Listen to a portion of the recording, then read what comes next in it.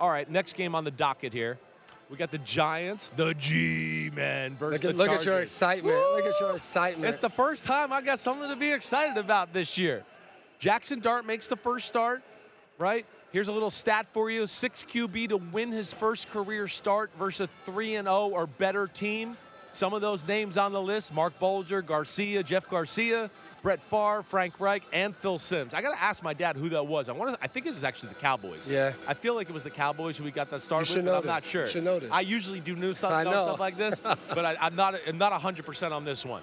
But off this here, the Giants, 2 things jump out today. Jaxson Dart gave energy to the whole stadium and the team, made plays with his legs, and then the defense. The defense was the story of the day. Everybody's going to talk about Jaxson Dart, but that was the best our defense had looked all year, and especially the front four getting all over Justin Herbert and that banged-up offensive line. And that's what the doctor ordered for them. You play an offensive line already without Rashawn Slater for the year. Mekhi Becton's out, and then Joe Alt gets hurt early. Now you look up, you have 2 backup tackles in the game. The Giants' defensive line, it seemed like they looked at each other and said, yeah, it's our time. It's our time. It's time. And Justin Herbert never got in rhythm. They got after him all game. Justin Herbert's played unbelievable this year. Yeah. He still made some really nice plays. Yes, he did. Like he still is a good player, but when you can't get comfortable as a quarterback and everything just feels hard, everything's like, man, it's so hard to score, especially against a team that I think coming in, when you turn on the film, you're thinking we should have a pretty good plan and have a good day offensively. Right. The Giants didn't allow that, and I thought because they made it tough on them, it allowed them to show up and make some plays at the end of the game. And I thought that's where we saw Jaxson Dart's youth. Instead of last week with Russell, the pressure comes, you're like, get the ball out of my hands. I don't want to get hit. Jaxson Dart was like, I'm going. With it. He's going to make something happen. You saw that in some of the crunch moments in the game. Scatterbo continues to run hard. Yeah, he does. He's fun to watch. I don't know how long he's going to last in the NFL, but he's fun to watch. Every run is a car crash. They do got weapons. We lose Malik Neighbors, which is horrible, and it does look like an ACL. I'm not trying to play doctor, but that's what people think it is out there. Other part of this game, too. I mean, Sexy Dexy.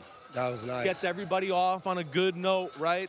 Tip pass to himself, runs down to the 4-yard line, sets up an easy touchdown early on. Or actually, they only got a field goal there to at least go up 10-0 after their first drive that put them up 7-0.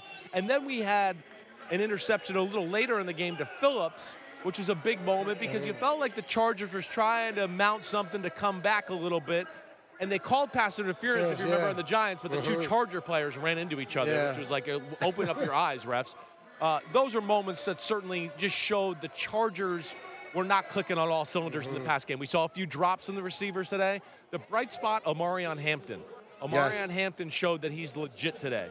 The 2 first-round running backs actually showed out big time today in the NFL between him and Ashton Genty, right? But overall, again, we'll see where it goes with the Giants. It's still a struggle on offense. Yeah. We know that.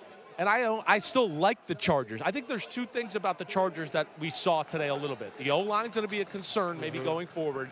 The other thing is, we've referenced this. I don't know how dominant their D-line is, right?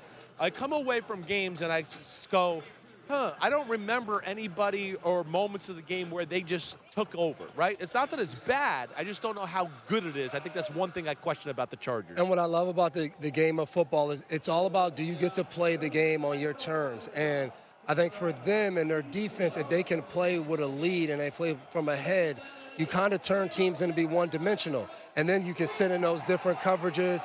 You can disguise. You can do different things, where in this game, they play from behind. So the Giants got to stick with the run game, continue to run the ball. It makes it hard on those 2 high safety looks if they keep running the ball with a guy like Scatterbo who's going to keep running, putting his head down, fighting for extra yards. So I thought it was a little bit of, if we can play the Chargers this way, maybe we have a better advantage than playing the Chargers a different way, where they get to play from ahead, run the ball, or let Herbert dictate exactly what they want to do on offense. No doubt. All right, Chargers going forward here. Joe Alt left with a high ankle sprain. They're already out with Rashawn Slater.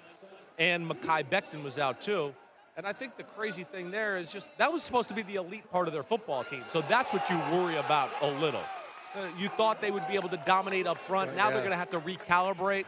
Tuli Tuipulotu Okay, you want to try saying it? No, I give you credit for going there. I tried to, all right? He did have 4 sacks today. And that was big talk with Khalil Mack out. Exactly who would right. step up. Yeah, that was big. Pete got in my ear, just so everybody knows, my dad beat the Buccaneers in '79, who were better than 3-0. Pete should have known, too, 5-0. because Pete's a diehard Giants fan. Yeah, he's a little and young. he had to Google it, though. We'll give him that. No, That he should actually, know that. '79 was the year the Buccaneers went to the NFC Championship game. Now you're going into the I'm letting bank. you You're know. going in, yeah. And they lost to the Rams, who lost to the Steelers in the Super Bowl 31-19. He had to let us know. I do know my shit out I here. just let you know, all right, everybody. But, yeah, Malik Neighbors being out, that stinks. I mean, he's the best player on the Giants, Did you especially see? in the offense. We got this Odell Beckham tweet. Oh, go ahead. Read it for me. Respect, and you know I love the Giants, but death life has taken too many talented players away from the game. I know it's not all the turf's fault, but at least maybe it to where we've gotten all research done to if turf has to stay, it's at the highest of quality possible. At least we can start the discussion. I love that. I know we're two people that would agree with that. Yeah. I mean, first off, grass is better. Every football player, and somebody's smoking grass out here too. It smells like it, just so you know. But grass is better to play football on. I mean, period. No doubt about it. It makes your body feels totally different. And yes, again, MetLife Stadium, these turf fields, we're seeing this too much. Not that it wouldn't happen on grass, but it would happen less on grass.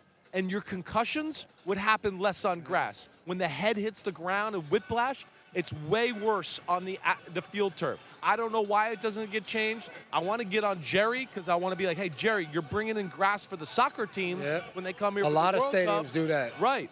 Yep. And I don't like that. That's some bullshit. I You're agree. supposed to be worried about the American sports stars first. That should be the first thing there.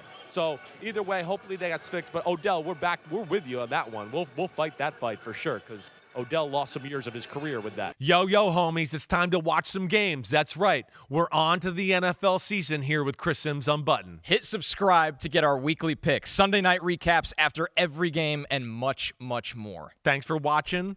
Peace out, homies. Remember, subscribe. Peace out.